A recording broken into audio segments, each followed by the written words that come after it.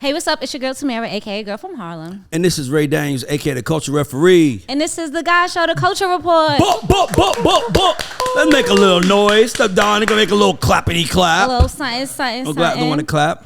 Oh, and today we have a special guest. When I like to do the Culture Report. By the way, I'm just letting you know, Jeff. Get ready. Okay. If you say something, because the last guy who was on the Culture Report, Juju was arguing for 3 days with the people in the comments. I kind of called him Jeff and say, Juju, stop arguing. He was like, fuck that, Ray. But he told me, I don't know what I'm talking about. He got 400 followers. And I'm like, he got 30 views on his YouTube. I'm like, bro, that's why you don't have to argue with him. Exactly. So I'm just letting you know, get ready. But we have my OG. This guy was actually in the room the day that my life changed when I got my first artist signed. He's always been good, humble, and just a purist to the culture. So when he called me, I was like, bro, please come. So we got Jeff Sledge on the show. Everybody get up with Jeff Sledge. Thank you. And we also have Burgundy Jack. Burgundy Jack is here. Let's get up Burgundy Jack. He's starting to be a regular now. He's showing up. He's like Norm on Cheers. He just shows up to the bar and he sits in the way of the camera and he like, I'm gonna talk. Let's go. We appreciate you though. No, it don't got nothing to do with Queens. All right, anyway, first of all, I've been waiting all week to talk about this. I'm super excited. Like, another point on the board for the girls. So Sexyy Red, and I don't think anybody saw this coming, except for me probably, but Sexyy Red sold out her tour in less than 24 hours, right? So it was so big that she had to add shows. So she has 15 shows now, 8 of which are sold out. She had to do 4 venue updates, and she had to add 3 new slots to her tour. The name of her tour is called the Hottest Hood Princess Tour. Love that. I'm definitely going to be there. Why do you think that Sexyy Red is able, and there are bigger artists that are struggling to kind of sell their tickets. So why is she able to sell out tours, and what do you think people are so attracted to? Okay, so not saying that this is a trick. I'm not saying that this is a trick. I'm saying this is a trick that people in the music business do. Okay, let's hear it. You know what I'm saying? So if I know that I can get 5,000 people in the room for you, then I'm gonna put you in a venue that gets 3,000 people. So now it looks like I set up the 3,000 and it got the 5. Oh, we got to add extra date, right? Now it makes people feel like it's hot. That's kind of how they start pandemonium. I'm not saying that happened, but for all we know, Sexyy Red could have been performing in venues with 1,000 people, 1,300 people, and now she sold out. Now they got to go to a venue that's bigger. So it makes the story better. It's like I'd rather have a party that no one can get in, and it's 50 people inside and 300 people outside, than a party with 350 people inside and the venue holds 1,000 people. Because it looks like it's a flop. Yeah. The venue determines the flop or not. So a lot of these big artists are out not selling because they're probably built for amphitheaters and like the Roxy, Coca-Cola Roxy, but they're going for arenas and they don't have the bandwidth to sell out arenas. So that's what it is. But I think that's dope. I think that is good that her team is realistic about what they have. Well, we don't know. That's why I said I'm not saying they pulled the trick. I'm just saying this is a trick. If that is it, I would say at least they're realistic. I think that that's the problem with these artists. They think they're bigger than what they are. They go in, they be like, yeah, I could go on tour now and I could headline a tour and I could sell this out. And then they end up kind of wasting time, space, and embarrassing themselves and have to redo it. I think her ability to say, let's start here and then we can go there is why she's a little bit more successful. She's grabbing those lower hanging fruit. She's making sure that she connects with the audience. She didn't say, because she's going on tour with Drake. She didn't even have to do this tour if she didn't want to. But the fact that she's saying, I want to go to the smaller venues, I want to headline, I want to lead my own thing, I think that's super dope of her. I know you have some thoughts on Sexyy Red. Yeah, I think, I mean, I agree with everything you're saying. And I also think that she's come in at a time and is kind of representing, whether you like it or not, she's representing a kind of an audience of girls and guys, I guess, that to me are looked over a lot. You know, I think there's always been a split, and you're seeing it now with people. I see people on social media talking about Sexyy Red's an industry plan, and you know they're making the black woman look bad and this and that. And I think she's tapped into a generation of, you know, those girls that get overlooked. She wears glasses. You know what I'm saying? Like, she's not trying to make it. She's not trying to make. It is what it is. It is what you see is what you hear. Exactly. Is what she represents, and it's the brand is on point. So if you a girl like her, that's worse. And plus, you don't know how much the tickets cost. Yeah, that too. Tickets could be $65. $20. Okay, under 100. Okay, that's good. You know what I mean? She's from St. Louis. That's hookah. She's from St. Louis, which taps in every year, usually 1, 2, or 3 murder capital, right? So it's raw. She's raw. She comes from that. And like you said, Ray, she's being who she is. And there's a lot of women in all parts of the country that are that. Mm-hmm. And they're not the fly girls. They don't wear the Dolce, the Balenciaga and all that. Oh, that's a good point. She wearing regular clothes. Yes, and you know who else does that too? You know who else is doing that too? Who that? Ice Spice. Oh. In the deli video, she has on a wife beater and some jean shorts. Yes. Mm-hmm. She's regular girl from the Bronx. Yes. Exactly. She keeps going that way. I'm sure she'll grow eventually, but she's kind of representing those regular Bronx, Brooklyn, Queens, Philly girls. There's a space for that, and I think Ice Spice is doing that. That's why she's working. And go ahead. You want to say something, Jack? No. Yeah, but I think that yeah, I got it. I think that what most artists mistake, a mistake that a lot of artists make is that they want to come out on. It's dope when you come out and you have a little chain on, and you like. It's funny because I was with somebody the other day and they was like, "Man, no." When we did an interview and they was like, "Man, did you see the Migos before they got hot?" Yes. And it's like that's what the game is about. That's why we love It's about watching you go from a pup to a dog, a big dog. But most artists, because of insecurity, in my opinion, need to feel like big dogs, so they want the biggest chain. They want to feel like they're important, and it's like, bro, if you don't make a big deal out of yourself, you actually are gonna get more fans fucking with you, because they excited to see you grow, and it's like you're their spirit animal, and I think artists miss that point. That's why I hate when people spend their advance on looking like a rapper and actually doing the things that make them a rapper. Yeah, like, why would you spend $100,000 on a chain and not go buy a dope ass beat or pay a writer? Like, well, that's not their job to buy a beat, but why would you go get a chain?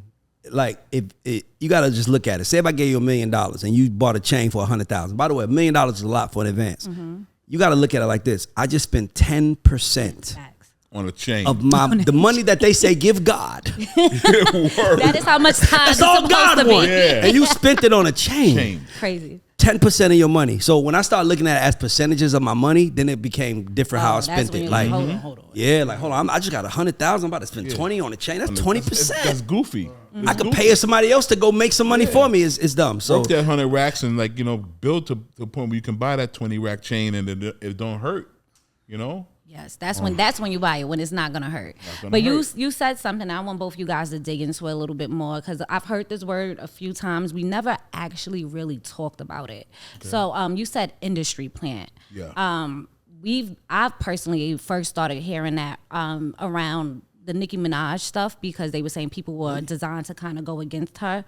Just tell me exactly what you mean by industry plants, and do these things actually exist in the industry? You know what? I don't. That's a good question. I want to know, because I got two of y'all here. I love it. I love it. There are. I do believe. I know that there are labels who will, pick an artist or whatever and kind of, spiff them up and put them in a certain situation to try to garner attention. Give them a little extra marketing, give them a little extra digital push, to trying to kind of generate stuff. So it does happen. But you know what? My thing is like you still. I mean, maybe I'm old school. Me and Ray probably think the same with this. It still comes down to talent too. So even if you kind of get off on one or two, if you ain't dope, it's gonna show. Mm-hmm. It's gonna show. It's gonna show quick. No matter what producer you work with, you was in Pharrell, you was in with this one and that one. That's cool. But if you don't have something, it's gonna show. So that's why I always look at the industry plant thing with a weird thing, because it's like how long is it gonna go? And labels are in it to make money, so they're not gonna just keep dumping in money into something that doesn't work. What's the tea with the industry plants? Well, first of all, I wanted to look up the definition. The definition of an industry plant is a rapper or an aspiring rapper who's being influenced by a label or company to write and perform music in a trendy way in order to gain clout. Yes. Okay. A lot of these motherfuckers is industry plants. That sounds like the whole industry. That sounds like the whole industry then. But that's the whole industry. When you say it like that. I want to say this. I want to tell you something, Jeff. This is my problem that I think that we have to stop doing. We blame the label for being capitalists, but we don't blame no other companies for doing the same thing. Absolutely. So and it's only because we're selling art, and the product that we're selling can talk back. Mm-hmm. But look at it holistically. Like, if those that those sneakers you got on, you probably paid $100 Air Force Ones, but you also are smart enough to know that it probably costs $4 to make. Yep. Right? Yep. Okay, but you're not saying, man, they robbing the Air Forces, man. They robbing the Air Forces, man. Why they robbing us? It was only $4 and they charged me $80. But when it comes to art, because the actual product can talk back, labels get a bad rap, and I don't want to be that guy because at my heart, I am a capitalist. Yes. At heart, I want to make money. Everything I do, I make money. I want to make money in the right way, but I do want to make money. I don't want to just give my time up for nothing.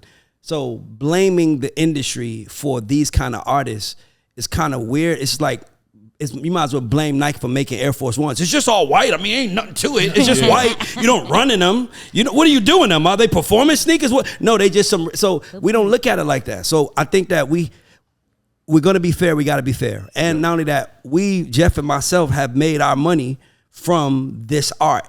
And if somebody told Jeff, yo, we're going to give all the money to the artist and you ain't going to get nothing, I know Jeff is like me. I ain't coming in. Yeah, what am I coming for? So it's only, doing? so we have to stop giving the labels, we have to stop giving the labels, business like it's not a business already. Like, bro, the minute that you decide to give your rights over, you are deciding to say, take this, exploit it, and make me rich. Yes. And if it's okay that you get rich, it should be okay that everybody get rich.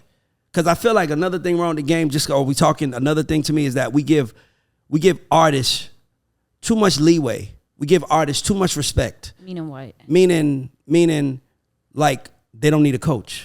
Like, I'm not being funny or nothing, but I should own a fucking master too. Like, Jay owns the other ones, but Dame and Biggs, like, I'm not giving you reasonable doubt. That was us. Yeah, it was us. So my thing is that if I stop my life to help build you to do that, like, I want to make sure I eat for as long as I can eat. Exactly. And my kids will should be able to eat off that. So I'm saying sometimes, like, the artists need to own their rights. Not always true.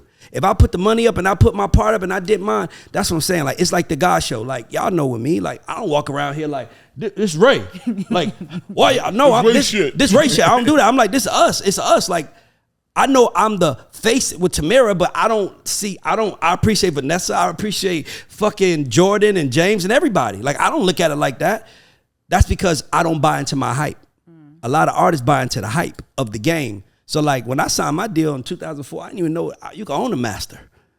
I was just trying to make some money. But back then, I don't think you could. That's my point. But that's what I'm saying. Wait, so what changed that game? The information being out there. Yeah, information being out there. And not only that, and streaming made it easier because what happens with streaming is that I can upload music myself, and labels are, now this is something that we can give them hell for. They aren't signing artists based on taste. No. They're signing artists based on numbers. Yep. Yes. So you're no different than Nike to me at this moment. So it doesn't matter who's fucking running it. It doesn't matter who's called, because I came up, and I know you did, in a world where when we signed the artists, we knew 1, 2, 3, 4, 5 steps that we were gonna make to take them where we needed to take them. Absolutely. Now these new labels are like, he's already on step 5, get it. Yeah, go. And then we look in the room like, how we gonna give him the 10? I don't know. I mean, let's chase streaming. Let's get it on Rap Caviar. Yeah. Let's get it on Hip Hop Hits. And it's like, you know that's not helping the artists. No, not and my at all. only thing is I wish that we taught the artists how to help themselves. That's my only problem. Like, hey, bro, it's like sports. The players know their role. And they also know if they're not winning, that they're going to bring in some new players. Yeah. Right? But you know your role. Artists don't know their role. They're just being sold, we're going to blow you up. And they're like, okay, the label got it. Go. Okay, cool. Label got it. And now you sitting back like, what the fuck happened? They didn't tell you your role in it. Yeah. Bro. That's my only issue. Well, I think I've been seeing this, and I've been telling people this too, on the black side anyway. I think most of the artists, many of the artists now that are doing well are signed to JVs, because the JVs, but let's talk, whether it's Kendrick, obviously with TDE, or Drake with OVO, or even, Ice Spice with Jimmy Hinchman's son. Like, and what you're seeing is with the JVs, they kind of give a cushion and a protection, and they coach, just like you said. Yes. Because you're dealing with them directly. Kendrick was dealing with Top Dog directly. I know he probably talked to Jimmy and stuff. I mean, not Jimmy, but whoever's Janet. But really it was Top Dog, and they need the installation to kind of do their thing and be coached, like you said. The ones that are being coached are the ones that are maintaining. And here's another issue I have with the industry. Every artist that is breaking is attached to a joint venture. Not every song that's breaking Every artist that's breaking Yep. is attached to a joint venture, but they don't want to give ventures up no more because they don't want to share in the money. Yep. And now we're suffering. If you want to bring the music back, give label deals to people who want to pop off artists. You do that big lifting, they do the culture lifting, and boom, we got fucking 50 superstars on the label. Exactly. But they don't want to pay us. Split the bread. They don't want to split the bread. It's too much money coming in. Everybody want to get their bonuses. Jimmy didn't care. Jimmy was like, I got this girl named Gaga, Akon, come get a piece of this. Oh, I just signed Robin Thicke. Yo, Pharrell, get a piece of this. Nelly Furtado, yo, Timbaland, get a piece of this. Like Dre, this is white kid. this white kid rapper. I'm gonna send it Eminem, out to you. Eminem. Get a piece of it. That's why they broke. Because Jimmy knew, I need you to do the culture, I do the big. The new labels have lames running it for the most part. Yep. And the lames don't want people cool in the room, because if you're cool in the room, they know that the artist's gonna be like, I want to talk to Jeff, I want to talk to that guy. dope. And they don't want that to happen. Yeah. So they just are, that's the culture vulture part of them. They know what they need to do to break artists, which is partner, but they don't want to partner. Yeah, you're right. They want to own the master outright. They don't, and not only that, they also, if we're gonna talk about it, let's talk about it. When Top Dog was at Interscope and Kendrick Lamar was there, it was a guy named Joey IE running Interscope, and Top told Janik, the CEO of Interscope, if he is around my shit, we're gonna have a problem. So the head of black music couldn't even come in the room to talk about their biggest black artists. Absolutely. Because he had a fucking production company that was like, you ain't coming around here with that vulture shit. Yep. And that's why Kendrick is where, that's why TDE is what it is. So TD was it? Yeah. Sorry, I just had to get passionate about this shit. No, it's real. No, it's real. I mean, right. it's been proven. I feel it. It's been proven time and It's been proven time. Like even QC, Def Jam back there with Luda and Rough DTP Riders and Rough Riders and Jay and them. Name one artist that was signed to them that direct that wasn't connected to a fucking Gotti, entrepreneur. There was those was all ventures, and back to Clive Davis when he did LaFace, Rowdy, Bad Boy. Yeah, he understood. I know how to do the big stuff. You guys do the little stuff. These labels don't want, because they don't want people in the room like myself or Jeff or P or any of us, because we ain't gonna go for their shit, because we know what we bring to the table. And that's what I meant by they're lame. They don't want to. They can't handle the cool motherfucker. Like, hey, don't tell me this what we doing, and they don't want that. They want to be in charge. All right. Real. So speaking of stuff like that, Cardi B actually said that she's not putting out any more features until she drops her solo art project. She says she's working on her art and stuff like that. Do you think this is smart? Because one of the things that kept Cardi B relevant throughout the past 5 years while she wasn't dropping music was her doing the features. So now that she's stopping that, do you think that this is going to somehow affect her, or her just saying, you know what, I'm only focusing on myself? Is that the smart thing to do? When is she planning on dropping this? She says she's gonna drop this year. She's been pushing. We This haven't year, gotten a date. 2023? 2023. She says sometime this year. Her and Nicki are both supposed to be dropping this year at some point. They should do head to head, Atlantic versus Republic. That would be huge. That the Kanye 50 thing. They should do that. But my thoughts is this: it's about time. And I think what really happened was that Cardi has elevated to that number 2 behind Nicki. Yes. And I think the only thing you can really say about her compared to Nicki is, you think she's behind Nicki? Who would you put behind Nicki? Who would you put in front? No, you think Cardi's 2? Not you say 1? 2. Okay, so that's my point. I was going to say 1A, 1B, but I'm just saying. Okay. But even if you say she's 1, the only argument you can have is that it's only them 2. But the only argument you can have is that Nicki drops albums, Cardi drops singles. So that's the only. Cardi, as big as Cardi is, she only has one album. Doja Cat has 3, I think. Yeah, she's about to drop her 3rd. Yeah, so that's what I'm saying. So I think that she kind of has to drop an album if she wants to maintain that spot, because Doja is on the ass. Doja's on both of their ass, if I'm being honest. Yeah, because Doja slides back between the rap and the super pop. So talk to the mic. So you wouldn't say like, so we're talking just you wouldn't say that Doja has better music than Cardi though? This ain't about better music. This is about how the culture sees the artist. The only reason why Doja is not as big as Cardi and Nicki in the culture is because she makes it known, I don't give a fuck about y'all. Yeah, word. No disrespect. I mean, she just makes it known that I don't care about the culture. Do we accept Doja? Because I don't think like as like hip hop. That's what you're saying. What you just saying? What I'm saying. That's my point. Right, she sold more albums. She has bigger records. But because you said we don't see it, that's why she's not in the conversation. But she also doesn't try either. She's not like, don't give a fuck. She's not trying to be in the conversation. Do you know that Doja's part black, right? Yeah. Okay, I just didn't know if you knew that. Yeah, she got a little sprinkle in there, but I mean, I rock with Doja. I think she's Doja's, super by talented. the way, she's the most talented female Yeah, she's incredible. in music outside of Beyonce. and that's why she treats her Talented fans the way she female does. in music outside of Beyonce. Beyonce's number 1, Doja's number 2, over Nicki and Cardi. Talent. Because Doja can rap her ass off, and she can sing, and she makes records. She does it all. She's creative. She's too. creative. unique. And if I'm being honest with you, she really don't miss. And if she wanted to just do an MC album, what she wants to do, she can do it. She really is that ill as a rapper. She's nice on the But mic. because she doesn't play in the culture, she's never in the conversation. Okay, that makes sense. Speaking of the culture, Nas recently accepted his Billboard Award for Hip Hop Hall of Fame. In his speech, he said that he never got awards in the 90s, that he just starting to get recognition now. Why do we think that it took so long for Nas to get the recognition that he deserves? That's a good ass question. Well, no, that's not why. Well, if we're being honest, like I said, he raps the way Ben Stein talks. He doesn't give you emotion in his lyrics. You have to listen to Nas. Nas fans are listening to him. You always said listen to Nas album is like doing homework. Yeah, like you have to listen to him. But it's not disrespect. disrespect. I'm not being It's like some rappers rap at an elevated mindset. Nas is that. And the rest of the world vibrates down here. Like as much as we love Hov, as much as I love Hov, first, second, third, everything he's done, dog, his biggest hit that broke him out was It's a Hard Knock Life. And how slow was the verses? From standing on the corners popping. Jacob rap tongue twist. He slowed it down and he won. Nas raps at the same pace. Prison and poison and poop, but there's no emotion. So it's hard to catch. It's hard to grasp it as a listener. Like as a listener, you got to kind of like want to know what he's doing. But you know, if you in the club, I don't want to hear Nas. No. I mean, even Major Uchi Wally Look was and like maybe Major Look. Major Look, but even then, Major Look is still a tri-state. I've been like Major Look is incredible, but you got to hear it be in the tri-state area. True. Bro, I want to make it known. I love Nas. This is not this, but when you do what we have done, right? And Jeff has done it more than I have. But when you do what we have done, then you have to dissect the product. Yeah. Right? It's like you have to dissect the product and say, okay, how can I take this further? And my thing with Nas, if I told Nas, like, you want to know Nas wanted, if I could think of one Nas record that first popped in my head that was a commercial hit. I know I can't be what I want to be. Like, see how easy it is to sing along? Because he got kids singing it. Yeah. It's slow.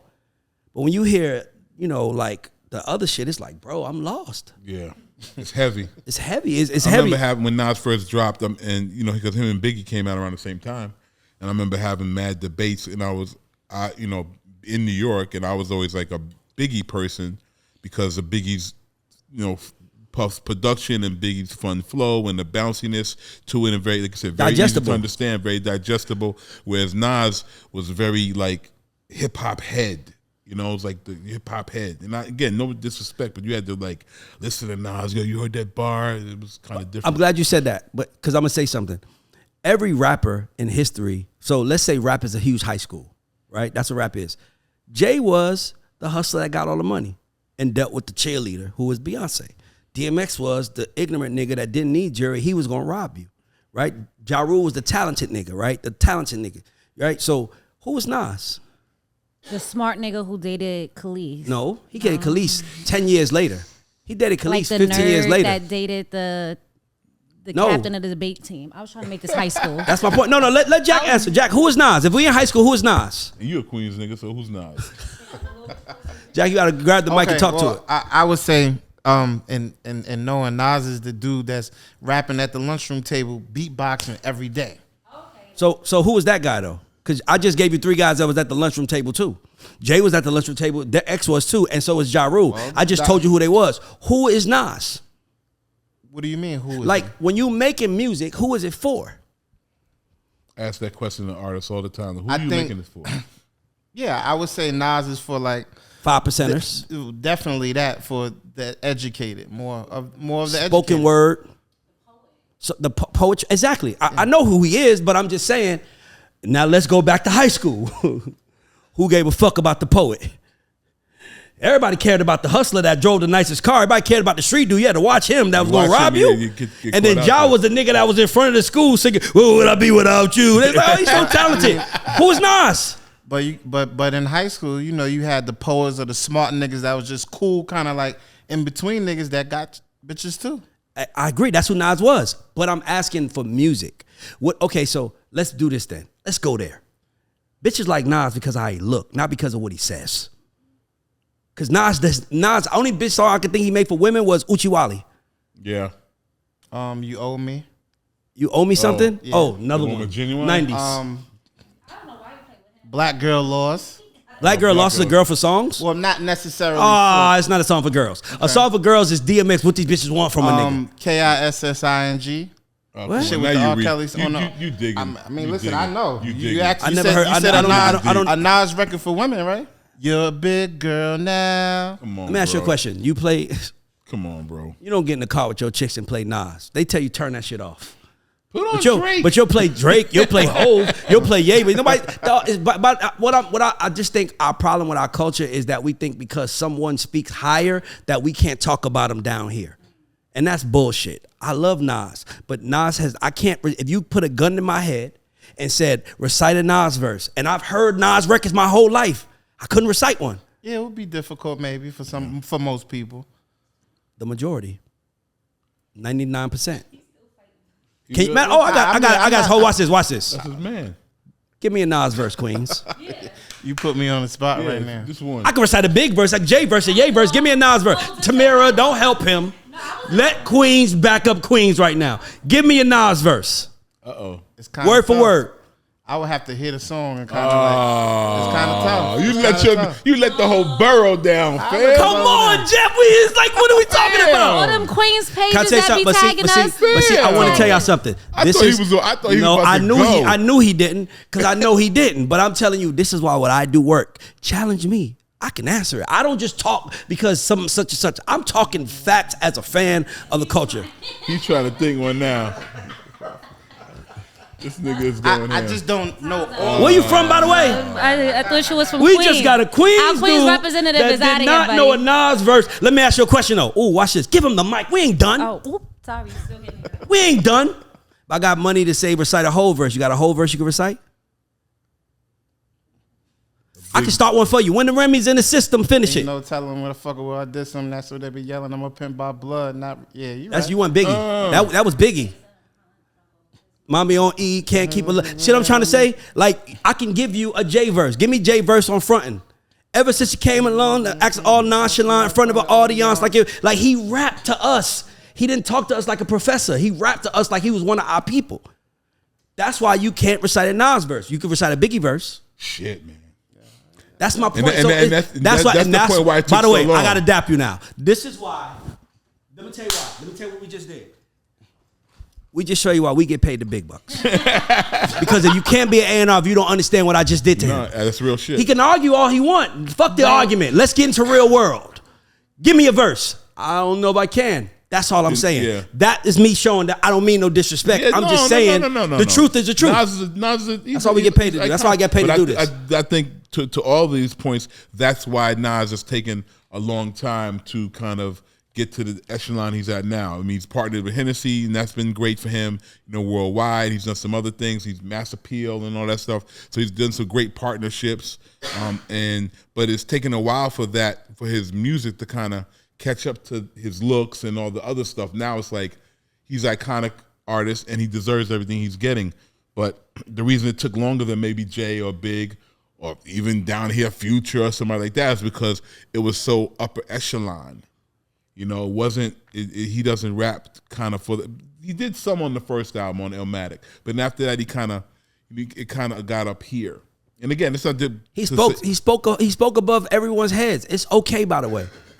It's nothing wrong with that. It's not disrespectful. And mind you, if I had an artist with Nas' career, I'd be just as happy. Fine. Phenomenal. But one thing I can tell you about what I do and what he does is we don't act like it's not what it's not.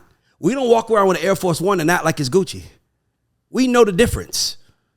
We don't say, but do Gucci. No. You know what I'm saying? Like, that's what, because when we sign the artist, we got to go explain to the entire company what this artist is. Yeah, what it is. So they can tell the world, oh, he's not the rap guy, but here's what he is. You just a fan if you thinking like that. I'm talking elevated from in the boardroom conversations. Like, how we gonna break them? Sitting with the marketing. Yeah, sitting with the marketing people, promo people. How we gonna break them? Product manager. Who is he for? Publicity and all that shit. You know, it's a Jack is different not album. hearing you. He's trying to think of a Nas verse in his head. still but, thinking. Let it ride, bro. But Ed Lover did an interview recently, and he said that there's a difference between popularity and an artistry. I want you guys to break down the difference between popularity and artistry for me. Well, I mean, for me, before I try to break it down, the key as an A&R person is to try to marry the both. You can marry two. If you can have a real artist who's actually really popular, then you hitting on all cylinders now. Now you just killing the game. I think popular artists. That's a good question. Popular artists. I like popular artists first of all. Sometimes more than kind of like the real artists. Like I remember, when I worked at Jive, I signed the Stanky Leg record. And people killed me. They were like, why are you starting this bullshit? I was like, bro, this is about to be one of the biggest records in the country. They got a little goofy dance that everybody could do. Your grandmother can do that. Good point. You know? It wasn't too And it's a very catchy record, you know. If I'm wow, do this thing. It's very catchy. Look at you still bopping now, right? Yeah. So that was a pop. I like I think popular. I think what you said is the difference between popular and artistry. I think that artists need to learn from the popular people. I don't think popular people need to learn anything from artists. Like, let's be clear. Let's look at it from this standpoint. It's so hard to break artists today, right? So hard, right? That's what they say. But I'm gonna ask you a question. What does B. Simone sell? Why is she so big? What is she selling? Herself. Oh. What is Funny Marco selling? Himself. What is Desi Banks selling? Himself. Drewski, himself. That's Every Kashanat, himself. The problem with artists is that they separate artistry from the man. Bro, artistry is artistry. Artistry is artistry, but popularity is where you make your money from. there are some artists, but not many artists can do what Kai did when he shut down. I said that on the show. I said that's old school music business tactics. Let's take them outside and show the world how crazy they're gonna act for him. And now the world, they changed the perception of him to everyone watching. 100%. He was on the cover of the news. Yeah, Yes. of course. He was the front cover of the Daily News, the Times the next day. But that's what I'm saying though. When we talk about artistry, the problem with artistry is that you want to focus on talent. There is a talent to maintaining attention though. There is a talent to maintaining those guys. So when I see artists, here's the difference between B. Simone, Funny Marco, Drewski, Desi Banks, and artists. They're saying, I got to do it for my audience. And artists are saying, y'all do it for my audience. And when they come back, they're going to love me. No, my brother. You got to get your own. Like, remember the commercial back in the day? No, my brother. You got to get your own fans. Artists I worked with over the years that were like, to me, the best at that. One was Too Short. Yeah. Too Short knew his audience, still today knows his audience, which is why he's lasted this long and sold this many records, and this kind of keeps going because he knows exactly what they want, and he never streams too far out of that zone. He's like, nah, they won't like that. The other person, I know he's persona non grata, R. Kelly. R. Kelly knew his audience. He knew what those girls wanted to hear. He did. He knew. He knew. I wish he knew what the niggas wanted to hear. Somebody died. Or I know. I'm not talking about what he did. By the way, we do this on the show all the time. You free with us. We separate the artists. Robin knew his audience. You know, you remind me of a G. Like he knew. Sex in the Kitchen. He knew. He knew. He knew what the subject matter was. And I always say this. You know the difference between R. Kelly and the other R&B dudes is that R. Kelly spoke directly to women for men. And these other dudes speak directly to women for themselves. Yep. So when Trey Songz says, she gonna scream my name, she gonna be stringing trigger. As a man, I ain't playing that. But when you play, no, I'm saying, but when you play, but I'm gonna play, put on some clothes and let's go to the IHOP, baby. Let's go to the, like he spoke. That is a good point. Well, you can play, Trey was talking to women for him, like dog. Trey is on stage taking his shirt off and like, look, and dog, as a man, what am I supposed to do when that happens? How about this? What is my woman supposed to do? Scream for another nigga? While I'm standing there? Oh, no. See what I'm saying? So, but R. Kelly, on the other hand, we singing that shit together because he spoke to women for I never men. thought about that. And I will say this. I'll say one more thing. The key to R&B is the male audience. Hear me out. if you look at Usher's biggest album is Confessions. Every man knows about it, right? In order for R&B to break, you need the other side of the population to bump your shit, right? You do. Like, look at, like, dog. R. Kelly is, Trey Songz is successful, but I don't know one man that owns a Trey Songz album. But I don't know one man that don't own an R. Kelly album. Who does Chris Brown speak to? He started off as a kid. It's different.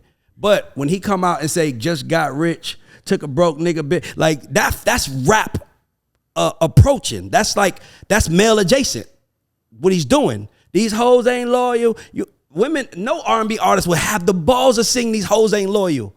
Nobody. Chris was just in a place where he was tired of everybody. Yeah. And it worked. But if you look at R&B, it's always men that bring it to the other side because women are going to listen to it. But as a man, I'm not going to the concert with you if it's not for me. Yeah. I'm not supporting it if it doesn't include me. The biggest R&B singer in the world is fucking Drake. He's a rapper, but he says what women want to hear and niggas want to say. Drake does what R. Kelly does.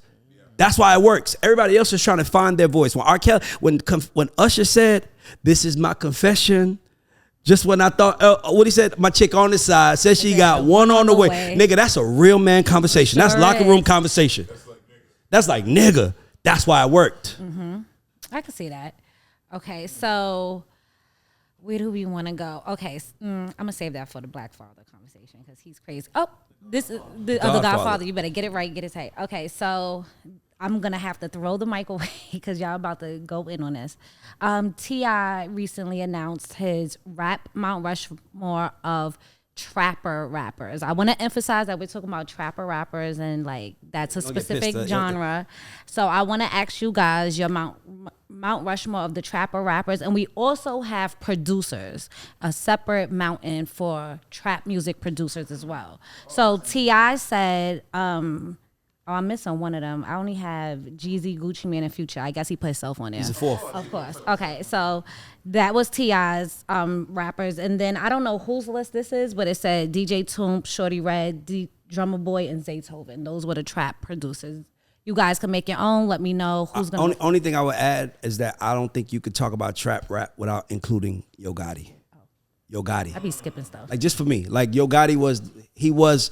Like even Drummer Boy said, Yo Gotti was rapping about being in the trap in 1998. It's just Tip was the smart guy and gave it a name and a title. And because he called it trap music, it became a verb. Now you got people doing Latin trap. What the fuck is that? You know, you got people say, give me trap drums. What is that? That's a verb that T.I. made when he said it. But to me, the only thing I would say is, I would probably say I would take Future off and put Yo Gotti on because I don't see Future as a trapper. Future is more like the young. He's a dope boy, but he's a dope boy that raps about getting chicks, drinking lean, drugs, and like he raps about drugs. Like he doesn't rap about T.I. rapped about selling dope. I don't know if Future was saying rockin'. He said dope boy shit. He was doing dope boy shit. T.I. was rapping about being a dope boy. What about 2 Chainz? He only came late. That's why I said he came too late. And by the time he came, he established. He was established. 2 Chainz came a little too late. He is to me. He is on one of the top. But I just think when you think about rap, that's like putting that's like Mount Rushmore. I ain't never seen nobody say we need to take his face down and put Ronald Reagan up. You know what I'm saying? It's kind of like to me when I hear Mount Rushmore, I think Founding Fathers. Not the biggest. Well, what about Rocco? Nah. And hold on, Rocco don't have enough. Rocco has one album. Rocco's my nigga, by the way. I love Rocco. Rocco said he gonna do the show, but Rocco is more of a businessman that rapped. Rocco don't care about the fame and the fortune. Rocco's trying to figure out how to get all the money. He don't even see it. Like we was at the concert, Funk Fest, and Greg Shee was just like, "Yo, Rocco, man, just come say what's up." And Rocco was like, standing right by us. I just came to pull up to say what's up. Like he don't want the fanfare. Yeah. So that's why I'm saying no for Rocco. Rocco don't care about that shit. Who would you feel like would be like the fifth? Who would be like right at the? I just said Yo Gotti. It was Future, T.I. Gucci, T.I., Jeezy, Future. I can't argue with that. But I just would say I would take Future out. Cause I would take Future out and put Gotti in. Cause Future is like he He like T.I. never rapped around about using drugs. Like no trap rapper rapped about. Well, maybe Gucci did. Gucci definitely. Gucci is the best. He's the best for that. I love that. He's trying to look up trap music in his phone so he could make sure he got it accurate. They kind of came late to me. That's why I'm like, Founding Fathers, that's the right list. I like the way you approached it. How we not gonna put Justice League in there? Because Justice League is not a founding father. Okay, so let me tell you why. Give me the producer's name again. Watch this. I got it. Drummer Boy, Yo Gotti. That's synonymous. Okay. Right? Beethoven is Gucci. Right. And Jeezy. Right? Okay. Shawty Red is Jeezy and Gucci. And DJ Toomp is Tip. When you say Justice League, what artists do you associate with them with that they built from the start with the sound? They were a big part of Jeezy's first album and Rick Ross. And I think Ross came later though. But I mean, we're saying trap music. We're saying forefathers, the founders. Okay, I'm not saying they did. That's what. By the way, Ross is incredible to me. You know I love Ross, would you put him in the trap music category? No, Ross was a boss to me. He was a hustler. He sold drugs. He sold whatever he wanted to sell. Jeezy and Gucci sold, and Tip sold drugs, and Yo Gotti sold drugs. That's why I said that. And Ross didn't sell drugs? I'm not saying he didn't. I'm saying Ross sold hustling. Yeah, Ross sold hustling. Ross also. I don't. What is the difference between? The difference is hustling and the hustler selling sells vodka, bags, everything, and his drug dealer sells drugs. Well, that's what the fuck was he talking about in his records? Drugs. Yeah, dog. He came in more like It was like it literally in the trap. Thank you. Okay. Ross was more said. Listen, what's Ross' first big single? Watch this. This is how I do this, Vanessa. What was his first big single? Every day I'm hustling. Okay, what does the first fucking line of the song say? Who the fuck you think you fucking with, nigga? I'm the boss. Nigga, he didn't say I'm selling dope. I'm just saying it's so intentional. It's intentional. It's right there in your face. It's when he said, who the fuck you think you fucking with, nigga? I'm the boss. 745 white on white, that's Ricky Ross. Like, he start talking about drugs, but he didn't come in as a drug dealer. He came in as a hustler. He was like Jay-Z Jr. He was like the Miami Hove. Miami Hove, I like that. That's what it was given. He was never, Ross, he even said it. I know Noriega, the real Noriega. He was telling you, I'm above that trap music shit y'all doing. I'm selling coke, nigga. I'm in the distribution. I'm like Atlantic. I got motherfuckers, like that's not trap music. That's kingpin shit. Come on, man. I'm looking on Spotify. I'm just trying to get an idea of like who all would you consider in trap music, like outside of those five rappers. But we're not asking who's in trap music. We're asking who the forefathers of trap music. Jack's That's wants what I to do every stars day. on That's what I the do board. This is what I do, Vanessa. Okay, so Neo recently revealed in an interview that he wasn't able to record songs because his label blew his budget on dinners. How does something like that happen? Neo said this. This is when he was signed to Columbia. Oh, why they like? Oh, it makes sense now. This is before Tango and Tashawn, so it probably wasn't that they were spending money on his meals. First of all, let me tell you something. I hate when people talk about that, right? Because what they don't understand is that usually when you work, if I work at a major label, I have a corporate card. Yeah. When I spend my money. When I spend my money, when I go buy bottles and shit, that's on my corporate card. That's counts against my expenses, not yours.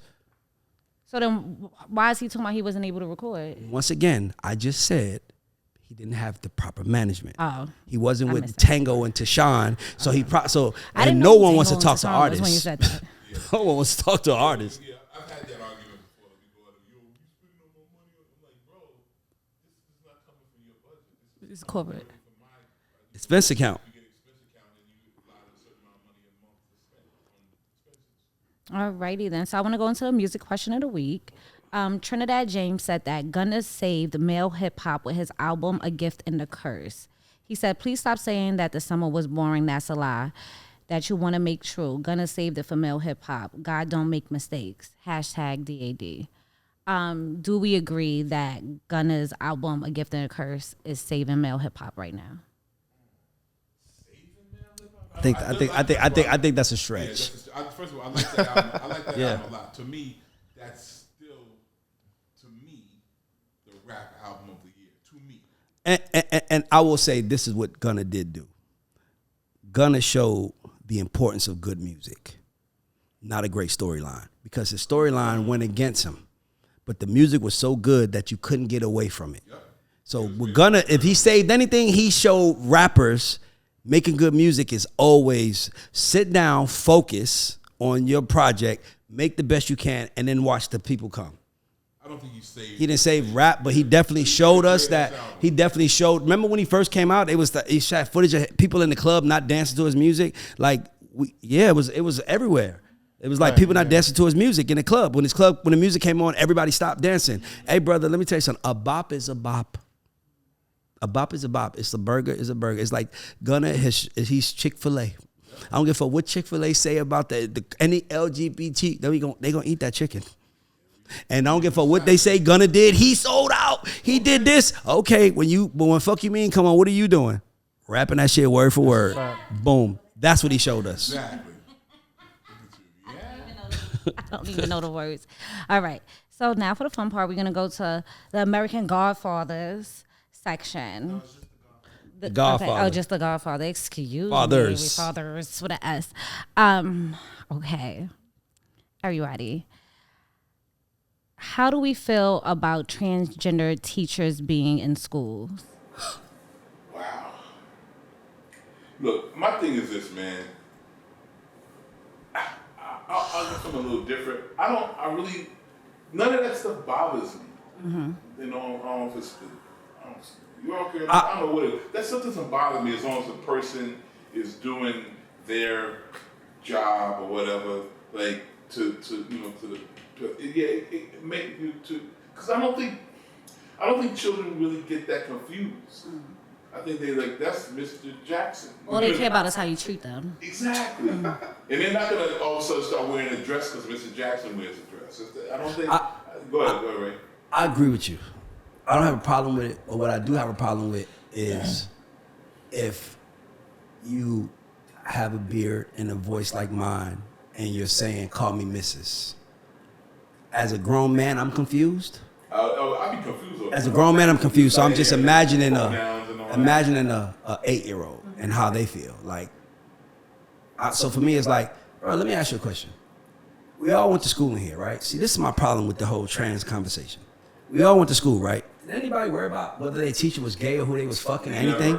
Never, right? We didn't care, right? Exactly. But here's the agenda. Trans people, it's like, bro, listen, man, your business is your business. Yeah. I just feel like it's an agenda being forced on us that makes us talk about it. It's almost like 1 out of 1 million people, but because it is, we got to make a big deal out of that one because of the community they come from. And to me, that's not cool. That's what I would say. I think it's bigger stuff to worry about in schools. Like them, what are they teaching us? Like critical race theory, stuff like that. Please, Ray, don't even bring up critical race theory. I still stand where I stand. Don't start with me. I still stand where I stand on it. But I'm saying I still stand where I'm in here. But I'm saying I still stand where I stand on it. I'm just saying I'm not mad at that conversation more than I'm mad at the trans conversation.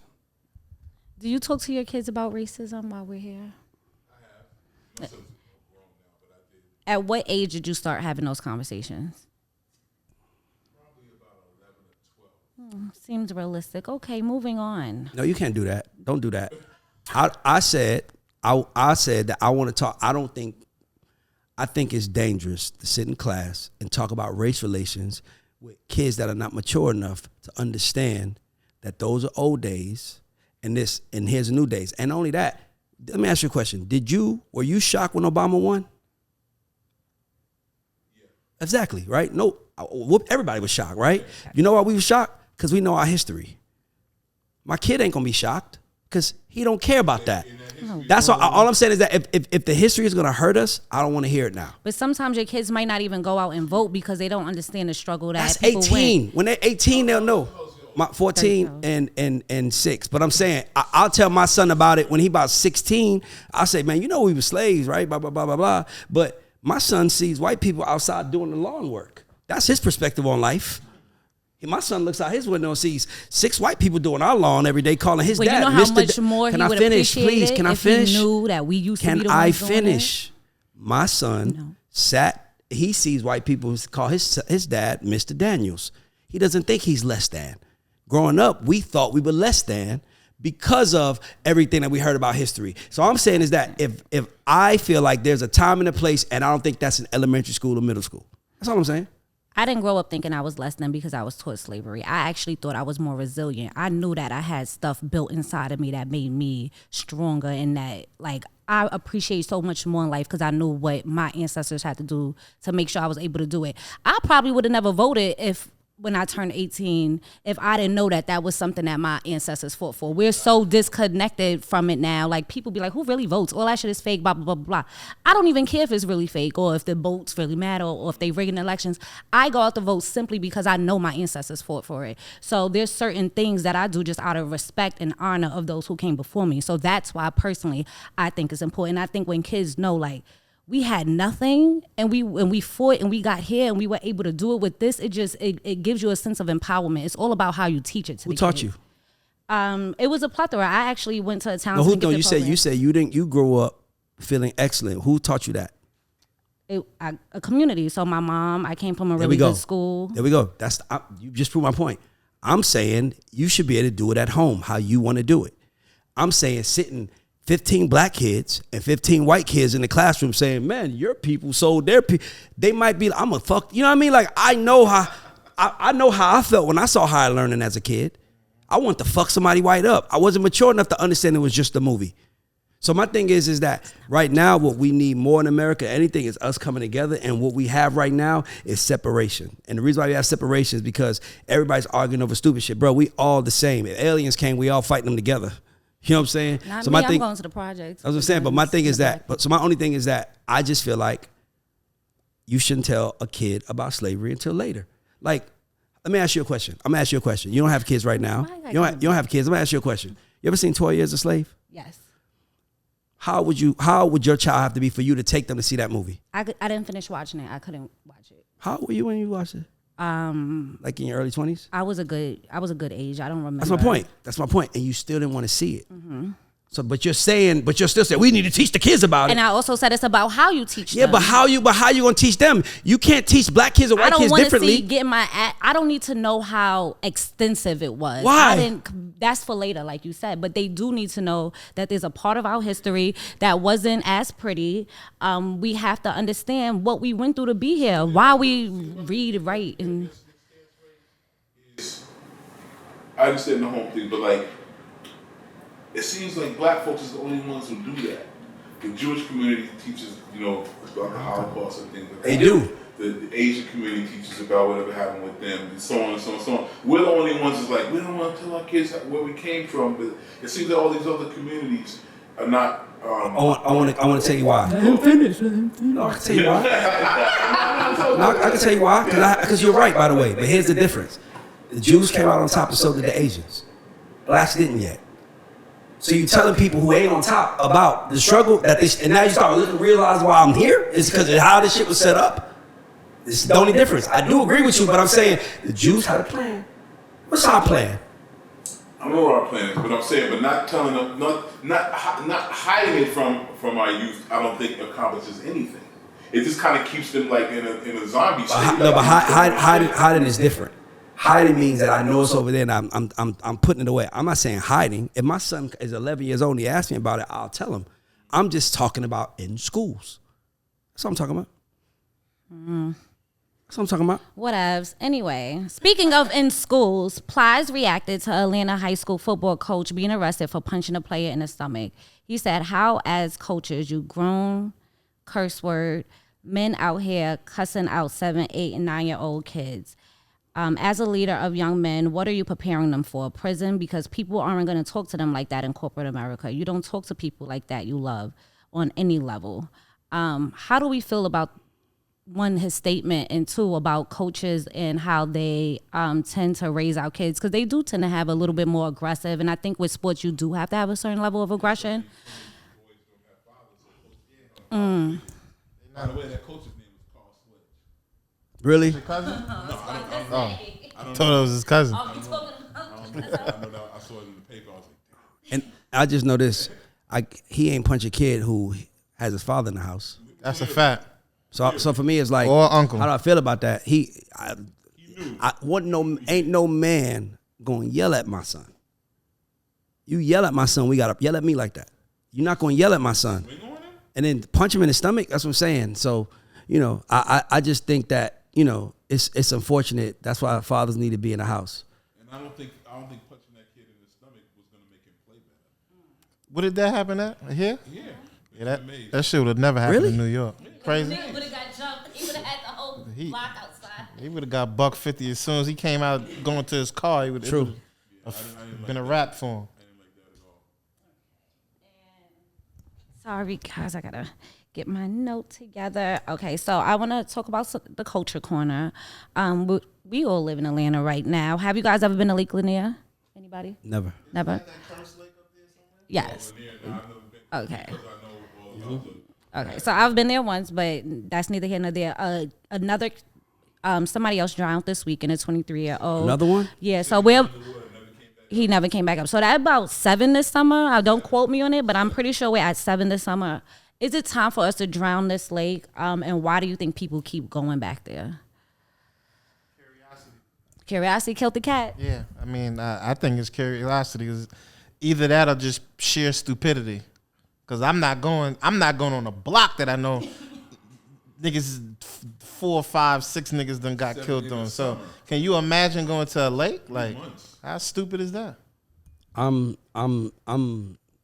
even understand it. I mean, I just know. I think people go to the lake for the same reason why people skydive. That shit's stupid to me. Just as the thrill seeker shit. It's the same thing. I'm a lake person. I get a boat all the time, and I go to Lake Alatoon. There's the other boats. No, you said no. We're not speaking about Lake Alatoon. You speak about Lake I know, Lanier. but I'm saying like skydive. That's a little different than being on a boat. It's thrill seeking. It's like, let me see what I could do. Oh, yeah, so I you can just survive. jumping in the sea. Like it's nothing. It's like it's always that. Oh yeah, that ain't the game to play. Okay, I want to make sure I say these names right because this is not my field. Michael Irvin, Keyshawn Johnson, Richard Sherman have taken over Undisputed from Skip Bayless. He ran out the one black guy and went and got 3 more. We really are the culture. How do we feel about this? I watched it. It started this week, so I watched all pieces of all 3 episodes. I think Skip right now underestimated having 3 Shannon Sharps. Because that's kind of what they are. They're like 3, ultra black men who are loud and very opinionated and know their shit. Like, these guys play ball. They professional. They won championships. So it's not like just talking shit. They really know what they're talking about. And Skip has been relegated to kind of being just a moderator on his show. Matter of fact, this morning, Michael Irvin wasn't there. It was just Keyshawn and Richard Sherman, because when Michael Irvin's there, Skip literally doesn't get a word in edgewise. So I think they're gonna, so in the first week, they got to do a lot of configuring to figure out how to get it right. But right now, it's a black show, and Skip is just kind of like a guest on his own show. Shit, he getting paid. I'm sure he don't give a fuck. It's his show. He cares. He gotta go. Yeah, but I'm just saying, I believe that Monday, remember we do Culture Report next week, Monday is going to be the biggest viewed show in ESPN history because anybody in the sports community, who do you like? Shannon, who you like? Stephen I A? like Shannon. That's what I'm saying. Well, Stephen A is from Queens. Oh my.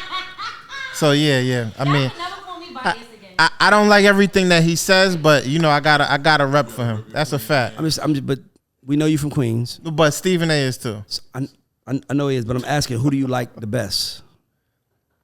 I'm indifferent. I like them both equally. You're the first person I ever asked. Everybody likes one or the other. Like, I love Stephen A. I don't want to see Shannon Sharp. Like, my brother loves Shannon Sharp, hates Stephen A. Yeah. My uncle hates Stephen A, loves Shannon Sharp. Everybody's going to congregate together, and Stephen A is going to eat his ass alive. You think so? Stephen A is just the best. He's the best arguer to me. Shannon dope, man. Shannon dope. See? Let's see. We're gonna see Monday gonna be big though. Everybody gonna be watching First Take on Monday. I don't think nobody cares about what Skip got going on. Everybody gonna watch First Take on Monday though. Yeah. Yeah. Oh wow, placeholder. Okay, so our closing musical question of the week: what is Lil Wayne's best project in your opinion? And we're doing everything, mixtapes included, everything. Why? I gotta start taking your phones because y'all start cheating. I'm not cheating. I just think the way he just flipped, rapping over people's shit on dedication. He was just in such a zone. How you got Queen's music playing? My bad. He was in such a zone on that mixtape. Like it was like that's when he went to that kind of. To me, that's when he really legitimately went into that greatest rapper alive conversation. Like those mixtapes was like, okay, we really gotta take this seriously. And I think Wayne's a very interesting artist. I always call him like the rap Michael Jackson because he started as a kid and he's still here. Like he's still wild relevant. And he's never fallen off. And he started. What was the first? Probably was 11. I think he was the first one. The Hot Boys. He took the first one with 11. Mm-hmm. So he's just an interesting. One day, I hope that there's a documentary on him because he's had such an interesting life. New Orleans, and getting shot by the cop, all that stuff. Like he's had such an interesting life. But dedication for me, that's the one where I was like, oh yeah, it's real. The Carter 3. The Carter 3 to me was the moment that he became like a million first week. That was the reward for all the work he did, giving out mixtapes, hustling, saying he's the best rapper alive, and then he came and did what Jay, Ye, and none of them have, outside of maybe Drake, have ever done. Like I think him and Drake are the only two rappers that ever had a million first week rappers. M for sure. I don't count him though. Yeah, I don't count him. It's rare air. Not like that. I'm not disrespecting. I'm just saying, but he's a white guy. He's a white boy. He could do that. Like he made Obi Trice go platinum. And and if Obi Trice walked in here right now, no disrespect to Obi Trice, I wouldn't recognize him. That's what I'm saying. Like 50 made Lloyd Banks and Yayo hot, but everywhere you saw 50, you saw them. I don't know what Obi Trice looks like, and all I know is that he started off one of the songs, Obi Trice, real name, no gimmicks. And that little part right there, he sold 1 million records. And I don't think Obi Trice dropped the second album. That's what I'm saying. That's how powerful Eminem's influence is because he's a white rapper. For me, I think it would be I think the Carter 3 is great, and like Ray said, that's kind of like where he propelled himself into a different stratosphere. But I like the Carter 5 personally. I think that shit is unskippable.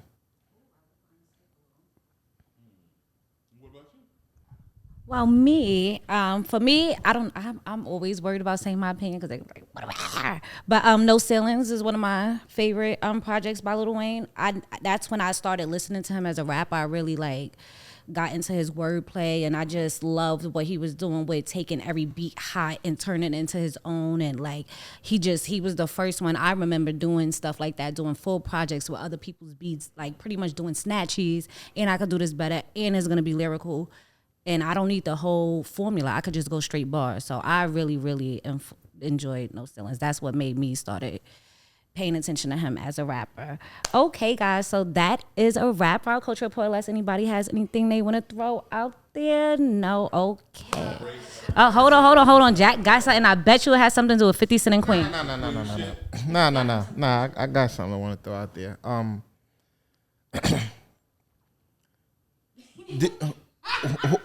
I want to ask Jeff this, and I want to ask Ray this. Who would you say is your top 5 lyricists, just lyricists, from the South? Lyricists from the South? Yeah. Lyricists? Yes. Ross, Andre 3000, from the South, Scarface, from the South, lyricists from the South. I gotta put Tip in there. Lyricists from the South. From the South. Let me think of my fifth one. Rapper from the South. Scarface, Ross, Tip, Dre. Man, that's hard, bro. You know what? Ludacris. 5 lyricists from the South. For me, 3000, Bun B, Face. It's a hard one, man. Fonte? That'd be a good one. Fonte? Rhapsody, that's a good one. Yeah. Now who will be 5? I'm gonna be biased and just say Pimp C. Who's yours? T.I., Ludacris, Lil Wayne. I forgot Wayne. See? I gotta take Ludacris out and put Wayne in.